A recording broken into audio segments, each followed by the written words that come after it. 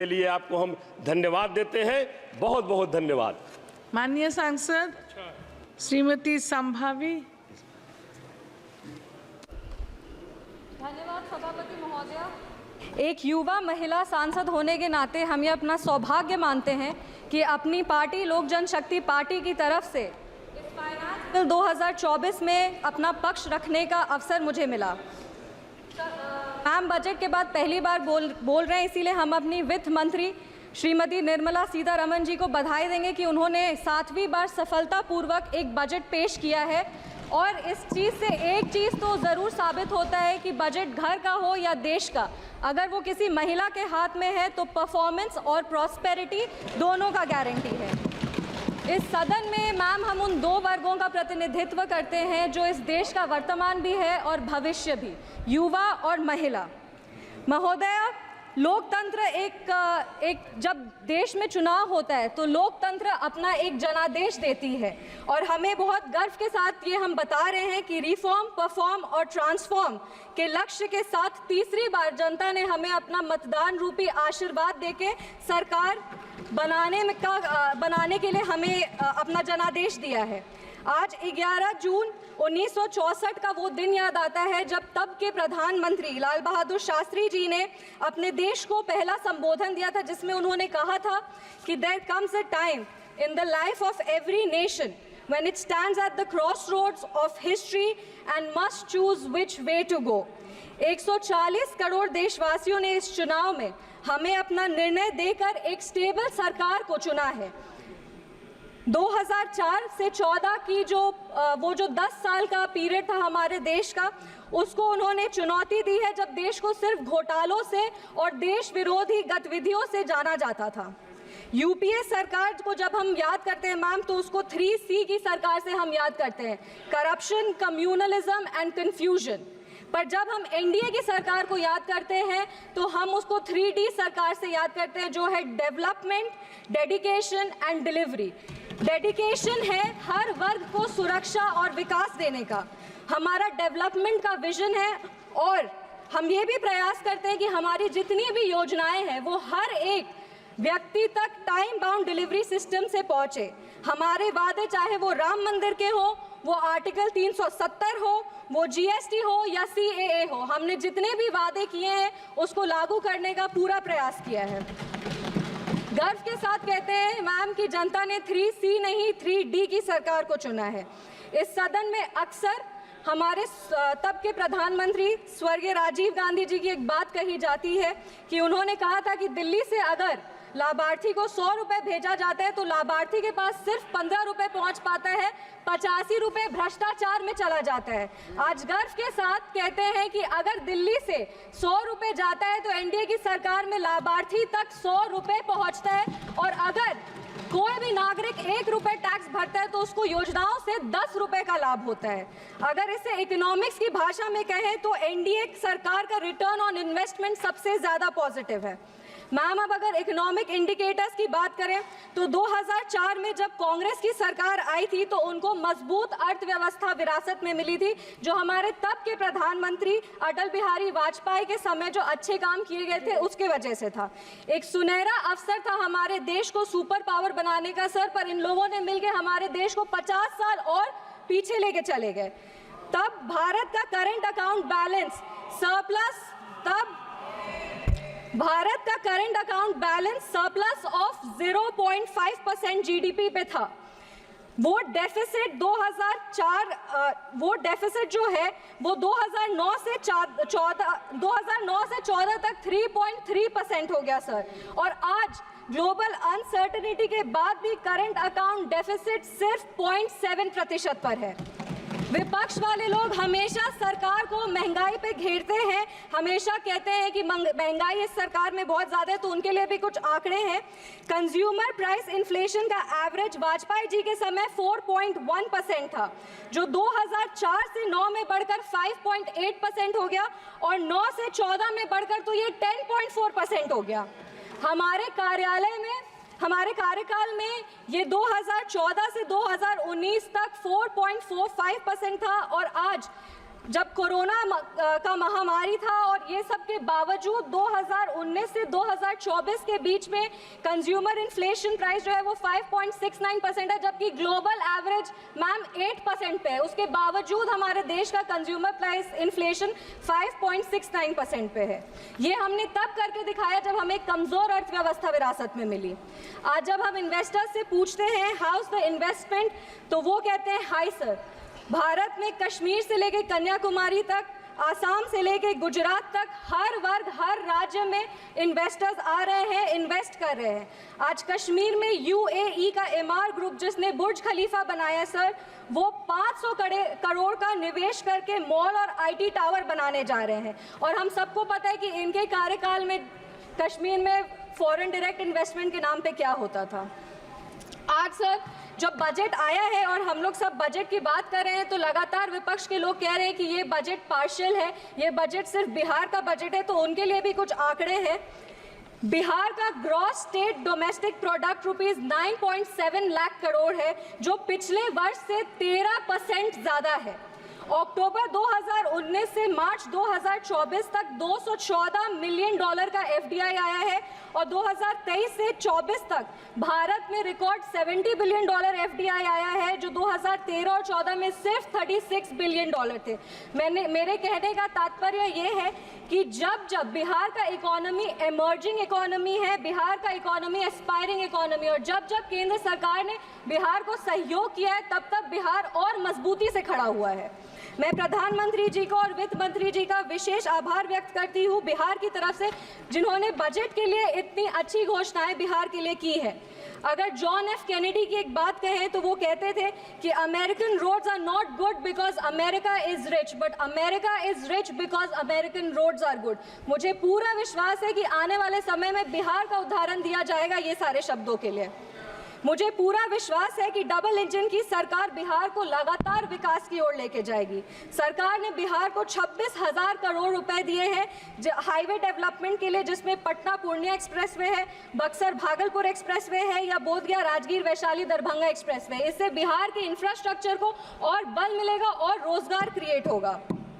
महोदय, इतनी सारी योजनाएं, 48 लाख करोड़ का बजट, रिकॉर्ड टैक्स कलेक्शन, हर प्रदेश में इंफ्रास्ट्रक्चर प्रोजेक्ट, ये सब सिर्फ इतने 10 साल में ही क्यों हो रहा है? क्योंकि व्यवस्था तो वही है और अधिकारी भी वही है। जो बदला है वो सिर्फ हमारा काम करने का ढंग, क्योंकि हमारे पास नेता भी है, हमारे पास नीति भी है और हमारे पास देश का सेवा करने का नियत भी है।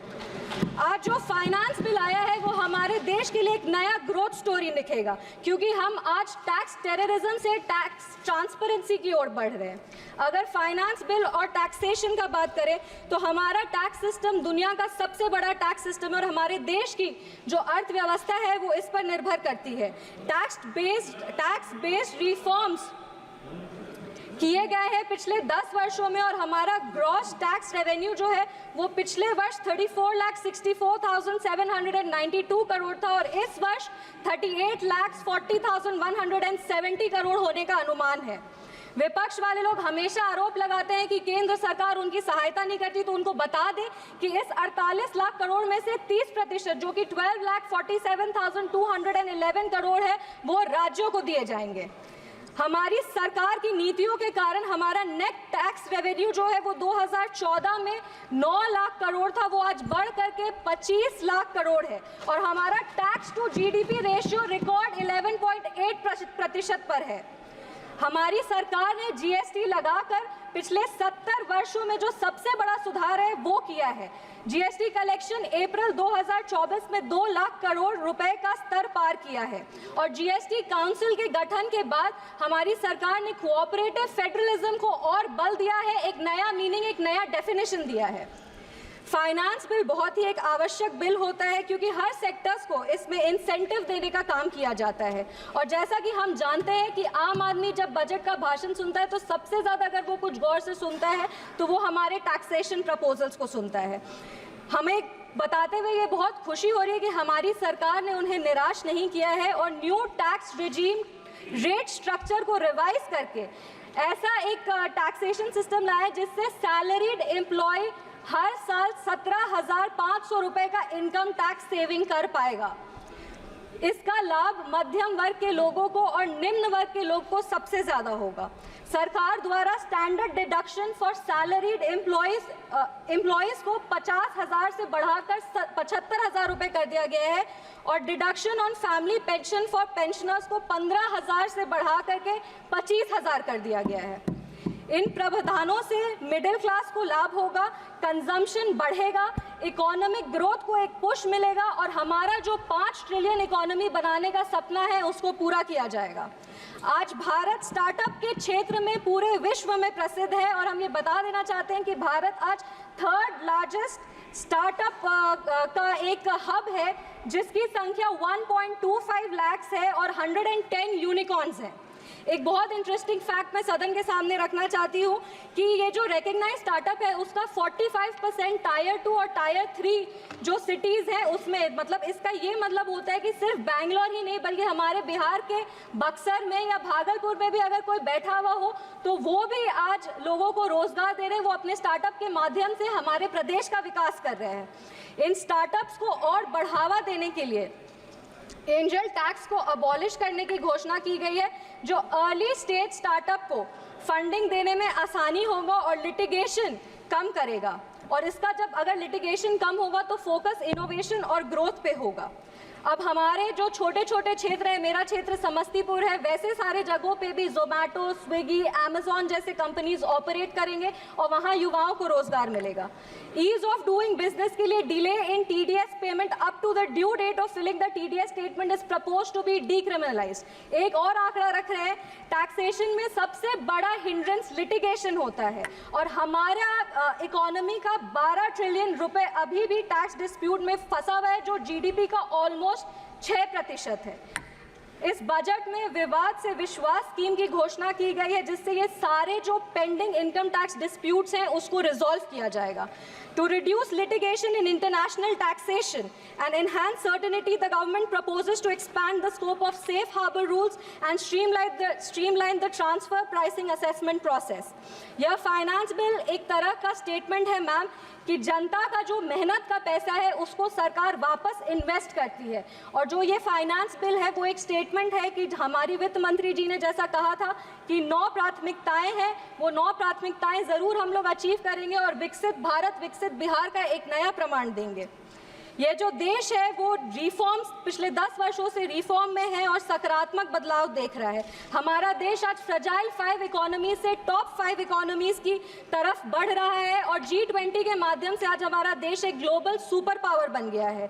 हमने अपने देश के नागरिकों के सपनों को पूरा होते हुए देखा है मैम, वो चंद्रयान का सफलतापूर्वक लैंडिंग हो, धारा 370 हो या हमारे प्रभु श्री राम की प्राण प्रतिष्ठा हो। आज हम 5वीं सबसे बड़ी अर्थव्यवस्था बन गए हैं और इसीलिए हमारे सामने जो चुनौती है वो तो है पर हमारे पास अवसर भी है और हमारे पास एक विजन भी है। अपने वाणी को हम विराम देने के पहले धन्यवाद देंगे हमारे माननीय मुख्यमंत्री श्री नीतीश कुमार जी को और हमारे पार्टी के राष्ट्रीय अध्यक्ष श्री चिराग पासवान जी का, जिनकी लगातार मेहनत की वजह से हमारे 1 मिनट मैम 1 मिनट सबसे युवा सांसद है 2 मिनट, जिनके लगातार प्रयासों के वजह से आज हमारे प्रधानमंत्री जी का जो सपना है उसको बिहार में धरातल पर हम लोग इम्प्लीमेंट कर पा रहे हैं। विपक्ष के लोग हमेशा हमें कहते रहते हैं हमारी नीयत को खोजते, हमारी नीति को खोजते, हमेशा हमें कोसते रहते हैं। तो हम रामधारी सिंह दिनकर जी की धरती से आते हैं, 2 पंक्ति बस पढ़ेंगे इनके लिए। सच है विपत्ति जब आती है कायर को ही दहलाती है, सूरमा नहीं विचलित होते, क्षणिक नहीं धीरज खोते, विघ्नों को गले लगाते हैं, कांटों में राह बनाते हैं। जय हिंद, जय बिहार, जय समस्तीपुर। माननीय सांसद ಕೂತಲ್ಲೇ ಕಾಸು ಮಾಡಬೇಕಾ? ಸ್ಟಾಕ್ ಮಾರ್ಕೆಟ್ ಟ್ರೇಡಿಂಗ್ ಮಾಡ್ತೀರಾ? ನಿಮಗೆ ಪ್ರಾಫಿಟ್ ಪಕ್ಕಾ fix. Stock fact app download ಮಾಡಿಕೊಳ್ಳಿ. Basic to advance stock expert ನೀವಾಗ್ತೀರಿ. 3 ಮಂತ್ಸ್ ಕಂಪನಿಗಳ ರಿಸಲ್ಟ್, ಕ್ರೆಡಿಟ್, ಇನ್ಕಮ್ ಎಲ್ಲವೂ ನಿಮ್ಮ ಅಂಗೈಯಲ್ಲಿ. ಟೆಕ್ನಿಕಲ್ ಮಾಹಿತಿ, ಕ್ಯಾಂಡಲ್ ಸ್ಟಿಕ್, ಇಂಡಿಕೇಟರ್ಸ್ ಮಾಹಿತಿನೂ ನಿಮಗಿರುತ್ತೆ. Fundamental plus technical pin to pin details ನಿಮಗೆ ಸಿಗುತ್ತೆ. Market analysis ಕಲಿತೀರಾ? ಷೇರು ಮಾರುಕಟ್ಟೆ ಅಡ್ವಾನ್ಸ್ ಡೀಟೇಲ್ ನಿಮಗೆ ಸಿಗುತ್ತೆ. ಮಾರ್ಕೆಟ್ ಹಣ ಮಾಡೋ ಟ್ರೆಂಡ್ ಕ್ಷಣ ಕ್ಷಣಕ್ಕೂ ಅಪ್ಡೇಟ್ ಆಗುತ್ತೆ. ಷೇರು ಪರ್ಚೇಸ್, ಫ್ಯೂಚರ್ ಆಪ್ಷನ್ಸ್, ಹೂಡಿಕೆಗೆ ಬೆಸ್ಟ್ ಮೆಂಟರ್ ಈ ಸ್ಟಾಕ್ ಫ್ಯಾಕ್ಟ್ ಆ್ಯಪ್. ಇನ್ಯಾಕೆ ತಡ, ಬೇಗ ಆ್ಯಪ್ ಡೌನ್ಲೋಡ್ ಮಾಡಿಕೊಳ್ಳಿ. ಮಾರ್ಕೆಟಿಂಗ್ ಕಿಂಗ್ ಆಗಿ ದುಡ್ಡು ಮಾಡಿ. ನಿಮಗೆ ಬಿಟ್ಟಿ ಅಡ್ವೈಸ್, ಫುಲ್ ಫ್ರೀ ಅಡ್ವೈಸ್.